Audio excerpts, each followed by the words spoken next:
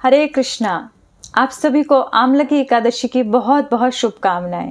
एक बार महाराज युधिष्ठिर ने भगवान श्री कृष्ण से प्रश्न किया, हे कृष्ण, फाल्गुन मास के शुक्ल पक्ष में आने वाली एकादशी का क्या नाम है तथा उसकी क्या महिमा है?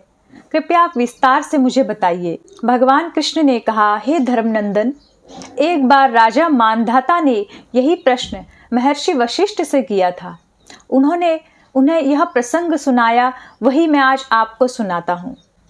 आज की पवित्र तिथि को भगवान विष्णु के थूकने पर उनके मुख से एक चंद्रमा के समान देदीप्यमान बिंदु निकला। वह बिंदु पृथ्वी पर गिरा।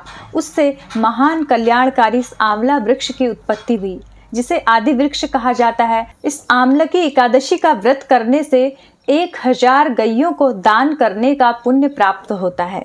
जो व्यक्ति पूर्ण श्रद्धा से इस आमलकी एकादशी का व्रत करता है, वह अपने जीवन के संपूर्ण पापों का नाश कर इस शरीर को छोड़ने के पश्चात विष्णु लोक को जाता है। हे राजन, अब इसकी कथा सुनिए। एक वैदिशा नाम का राज्य था। वहाँ के राजा का नाम पाशबिंदुका अथवा चित्ररथ था।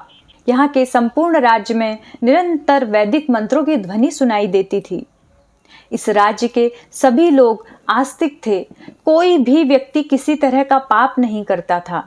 इनके राज्य में ना तो कोई भिखारी था अथवा ना ही कोई कंजूस व्यक्ति था। राजा सहित समस्त प्रजा मास की आने वाली दोनों एकादशी का पूर्ण श्रद्धा एवं भक्ति के साथ पालन करते थे। एक दिन आमलकी एकादशी की तिथि आई। उस दिन राजा समस्त मंत्रियों एवं प्रजाजनों सहित नदी किनारे गया, जहाँ पर विशाल आंवले का वृक्ष था।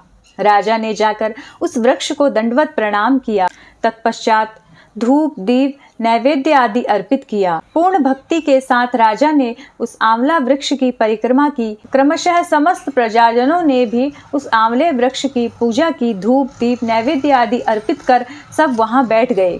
रात्रि होने पर राजा सहित सभी लोगों ने इस वृक्ष के नीचे बैठकर हरि कीर्तन किया तथा जागरण पूर्वक रात बिताई। संयोग से राजा द्वारा किए गए इस पूजा अनुष्ठान के बीच में एक शिकारी भी शामिल हो गया था, जिसने राजा के द्वारा किया गया आंवला वृक्ष की संपूर्ण विधि एवं जागरण आदि को देखा। सूर्योदय होने के पश्चात राजा अपने नगर को लौट गया और यह शिकारी भी लौटकर अपने घर आ गया। समय चक्र चलता गया। एक दिन उस शिकारी की मृत्यु हो गई। अनजाने ही इससे आमलकी एकादशी का व्रत पालन एवं जागरण हो गया था। इसके प्रभाव से इस शिकारी को अगले जन्म में एक राजा के रूप में शरीर प्राप्त हुआ। यह जयंती देश का राजा बना तथा इसका नाम वसुरथा था। यह एक समृद्धशाली धर्मात्मा होने के साथ साथ दानवीर भी था। एक बार यह राजा वसुरथा शिकार के लिए जंगल में जाते हैं। पूरा दिन भ्रमण करने के पश्चात जब वे थक जाते हैं तो एक वृक्ष के नीचे आराम करते हैं। वहां जंगल में कुछ मलेच्छ लोगों ने राजा को अकेला देखा तथा अपने धारदार हथियारों के साथ पूरा समूह एकत्रित होकर आए और उन्होंने राजा को मारने का निश्चय किया। जो ही वह मलेच्छ राजा पर प्रहार करने ही वाले थे तो उसी समय एक देवी प्रकट हुई और देवी ने इन सभी मलेच्छों को मार दिया। राजा के प्राण बच गए।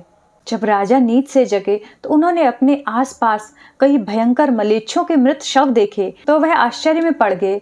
इस भयानक जंगल में कौन मेरा हितैषी है जिसने मेरे प्राणों की रक्षा की? कौन मेरा ऐसा शुभचिंतक है? इस प्रकार वह विचार करने लगे। तभी आकाशवाणी हुई, हे राजन, हम सभी के हितैषी सुहृद शुभचिंतक भगवान श्री केशव ही हैं।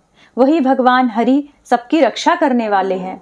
ऐसा सुनकर राजा की भगवान के प्रति भक्ति और बढ़ गई तथा उनका हृदय कृतज्ञता से भर गया।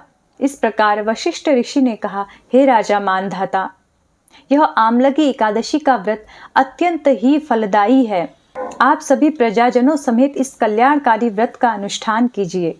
जिस प्रकार राजा विदुरथा की भगवान ने रक्षा की, उसी तरह इस आमलकी एकादशी का व्रत पालन करने वाले प्रत्येक भक्त के निकट सदैव भगवान रहते हैं तथा उसकी रक्षा करते हैं। हरे कृष्णा।